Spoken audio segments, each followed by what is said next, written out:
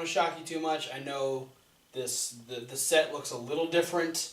We did a big change over for this special video. This in no way looks like we just added cases to the Smackdown set, but this is the Elimination Chamber predictions. We had to go all out for this prediction video. This is super intense. We added cases to the We just did Smackdown. We just did Tuesday Night Live. We're going to talk about Elimination Chamber, and we're going to predict some shit. And depending on how the predictions go, as long as we don't agree too much, we have a potential wager. We have a potential wager and punishment in place for the loser. Wager. So, without further ado, Kevin Hawk. Let's predict what's going to happen. Let's look into our crystal balls of the wrestling future. Let's grab the crystal balls. Let's fondle the crystal balls until they give us the information we want. Are you ready to touch your crystal balls, Travis Colt? My crystal ball is telling me that there's no pre-show match. None of the matches have been announced as of this moment as pre-show matches. You can almost guarantee one of them is going to be a pre-show match. I think it's going to be Mojo Rawley versus Kurt Hawkins. Okay, let's just for shits and giggles pretend that match is going to happen for sure, and I'm going to say Kurt Hawkins. I'm going to say Mojo Rawley. Fuck you. That was an involuntary response. No, I understand. It's okay. Anything pertaining to Mojo Rawley and positivity is usually met with a "fuck you" very quickly from your mouth. So, yeah, if that match happens, there you go. There's that one. But we're not worried about that. We're worried about these other 7 matches. Not. So the one I predict will be on the pre-show: Dolph Ziggler in a 2-on-1 handicap match against Apollo Crews and Kalisto, aka the Crulisto. Opolisto.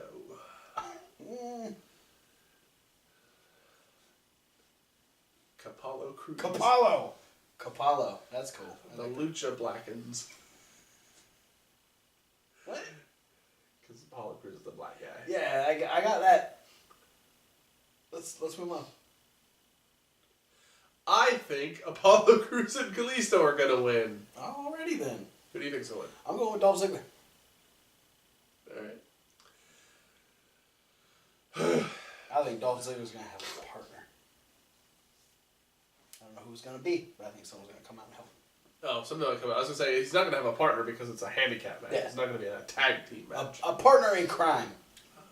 That's what I meant. No, I don't think Dolph Ziggler has any more friends. There's other people that don't have friends. Like Baron Corbin. Like Kurt Hawkins. Who's probably going against Mojo Rawley in the pre-show, according to So you. he's going to be really mad. He's going to be like, I need to beat somebody up. I'm going to help Dolph Ziggler. Alrighty. Moving along. Nikki Bella versus Natalya. Go. Nikki Bella. Natalya. No. Just kidding. No, because she's Mrs. John Cena, so she ain't gonna fucking lose. That's fair. Plus, I hope this match isn't going to keep going. Please. Because, I mean, the build-up has been great, but this doesn't need more than one match. This is just a catty feud that needs to end. And obviously, Nikki is the more popular of the two. This has legitimately been maybe my least favorite thing going on SmackDown recently. Other than Mojo Rawley? I mean, like, storylines that are going. Like, currently, like... It was good at the start, but it's stretched out far too long. Yeah. Yeah, you gotta go Miss Cena on this one. Makes sense. Alrighty then. How about a one-on-one match I'm looking very much forward to between Randall Keith Orton and Lucamus Harpermus. I kind of like that name. Lucamus Harpermus. There's the match. Luke Harper versus Randy Orton. That's going to happen. One. The current protege, or what would you call it, current acolyte of Bray Wyatt versus the former Wyatt family child. Yes. Former man-child of Bray Wyatt. Yes. Smart money's on Orton. Well, yeah, he's the Royal Rumble winner. Yeah. They're not going to have him lose to Luke Harper. On the way to WrestleMania. Yeah. Like, I'm just a little over a month away from WrestleMania. However, I wouldn't be shocked if Luke Harper were to win, it would be like a disqualification kind of thing, maybe interference via Possibly. Bray Wyatt. I know I said this during the Rumble, but then they fucked things up in the Rumble because they didn't bring anybody back or special in the Rumble. I still feel like Eric Rowan is going to be tossed into this this Wyatt whirlwind, whatever role he's going to play. So maybe this is a comeback for Eric Rowan. Maybe like you think he's going to side with Luke Harper, but then he actually turns on Luke Harper and it helps Randy. I don't know. I think at this point WWE has forgotten that Eric Rowan works for them. I don't think so. Yeah. You going Orton? I'm going Orton Okay. just because, like we said, he's on his way to WrestleMania. He won the Royal Rumble. He's got to be the momentum guy from here on out. If he loses at all, it's going to be in situations like on Smackdown when he lost to Cena. Yeah. He's going to lose to people that are above him as far as like stake in the company. Stake and like current power. So, yeah. You go Orton as well? Yes. Oakley dokley! Another match that I'm super looking forward to. Becky Lynch versus Mickie James. Yeah. Mickey's singles return to pay-per-view. And plus a one-on-one match with Becky Lynch is going to be... This is going to be really fun to watch. Yeah, no pun intended. I am thinking that this match will be straight fire. I can believe that. It will be lit, as the kids say nowadays. Don't say that. This match will be on fleek. Both those words are stupid. I'm just trying to be hip to the lingo these days, alright? I'm fine with being old. It's the bomb. That's cool. You can use that. We grew up with that shit. It's true. Who do you think's gonna take that one? I'm going Mickie James. Oh. I think the baby faces have gotten enough wins as far as like these ladies feuds are concerned. But I think if any of the heels are really going to come out on top, it's got to be the one who's been back the least amount, needs to make that that definite statement that they're part of the division. And if anyone's going to find a nefarious way to win a match, it's going to be evil Mickie James. I'm going to go the opposite of you, and I'm going to say Becky Oh, Lynch. Becky Lynch! Because I feel like the number one purpose of Mickie James coming back to the company is to help extra establish the current crop of talent.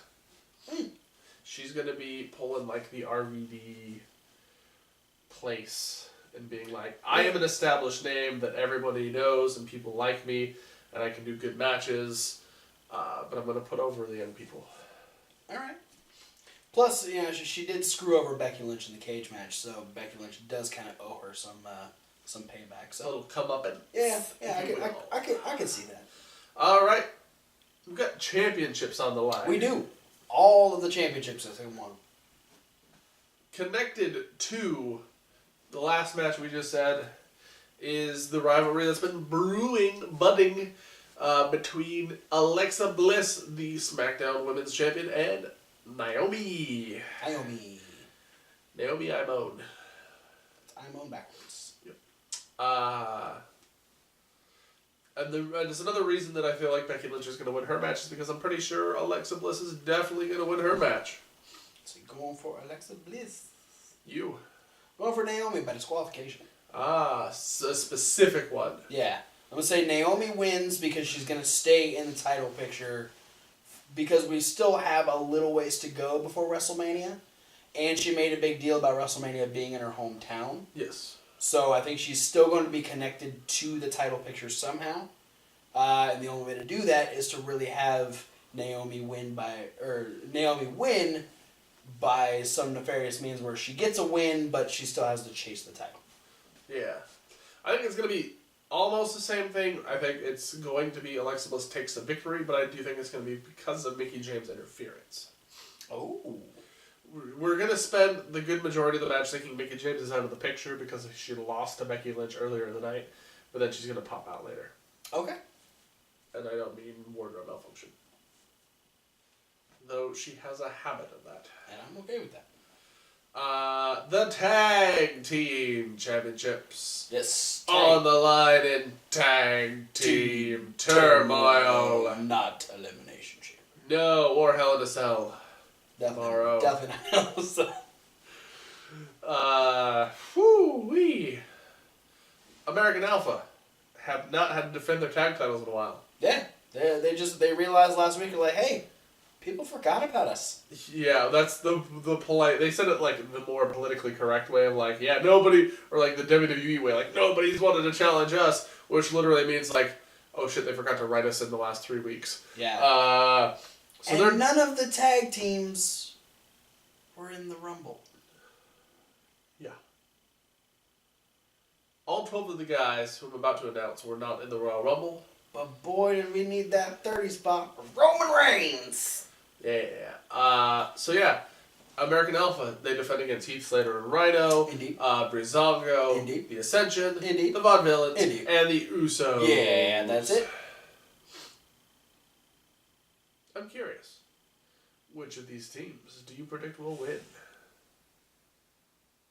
The fact that this is only their second defense, I'm going to go with American Alpha retain.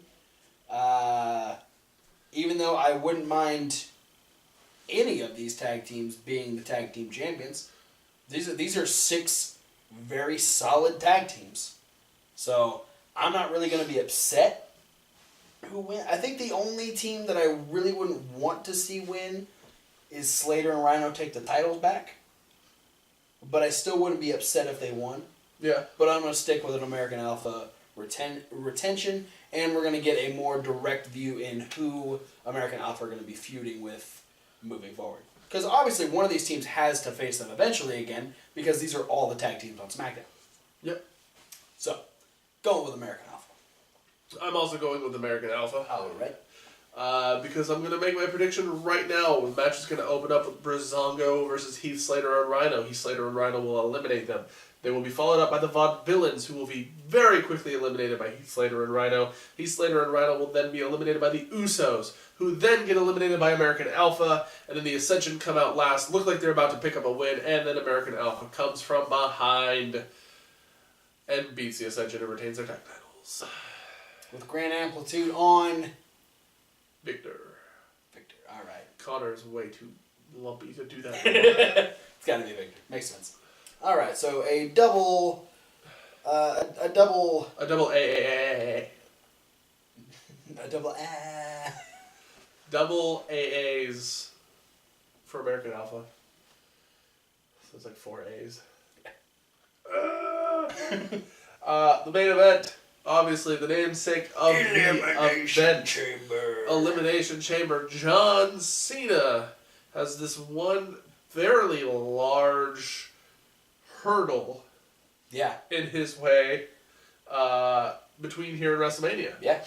And it's in the shape of a large cylindrical dome-topped thing. Maybe. Made of metal and pods. Maybe.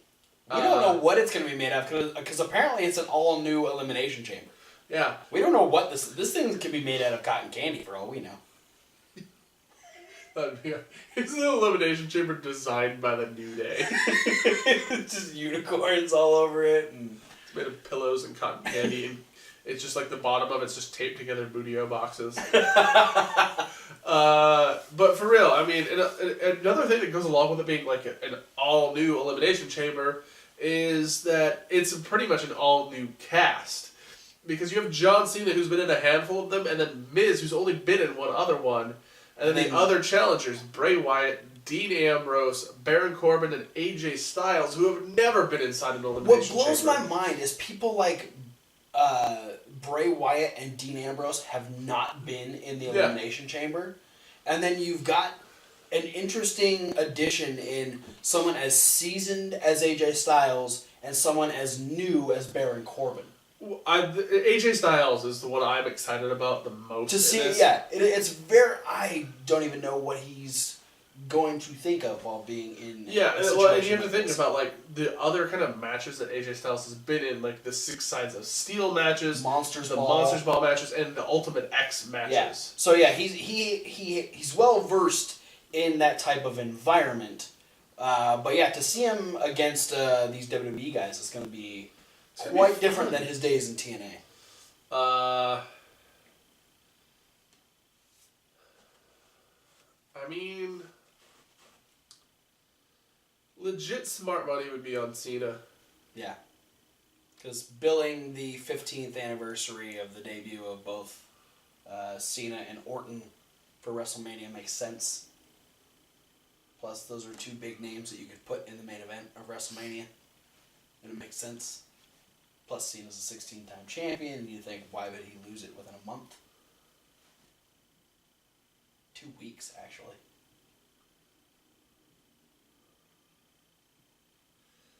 So I'm going to play it safe. Alright.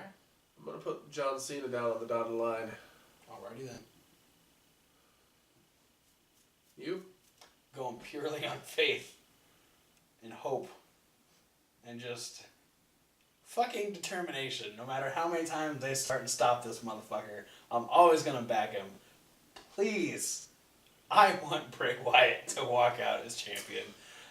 There's so much of me that goes, no, don't do it because he's not gonna win. But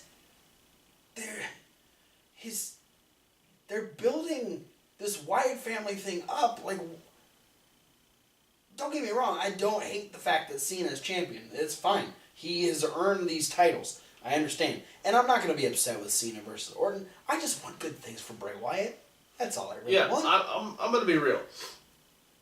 As much as now I come to the idea of parodying voting for Bray Wyatt, because it is kind of like, it seems like it's sort of like, a lot of the times it's a throwaway vote.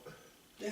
Because they rarely ever just like let him have a moment. The fact that they won the tag team titles was a fucking like, holy shit moment for Bray Wyatt. Yeah. So don't get me wrong though, because Bray Wyatt is the person who I actually want to win this. Not even because I'm a huge Bray Wyatt fan or anything of that nature.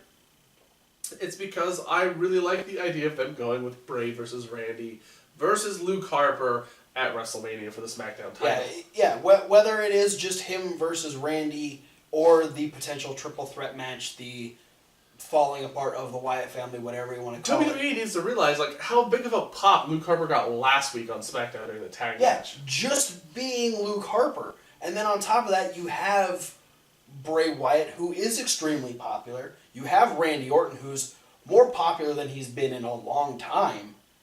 That's a big money match. Yeah.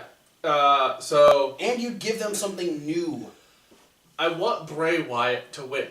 However, I just have a hard time voting against the WWE machine, which says vote for Cena. Absolutely. And yeah, like I said, I won't be upset if Cena wins. I will completely understand. And I will still be extremely intrigued as to what Randy Orton and Cena might bring to WrestleMania for the first time they've ever faced each other at WrestleMania, which boggles my fucking mind in a one-on-one match. But I really want Bray Wyatt to win. Yeah. So those are our predictions. It is indeed.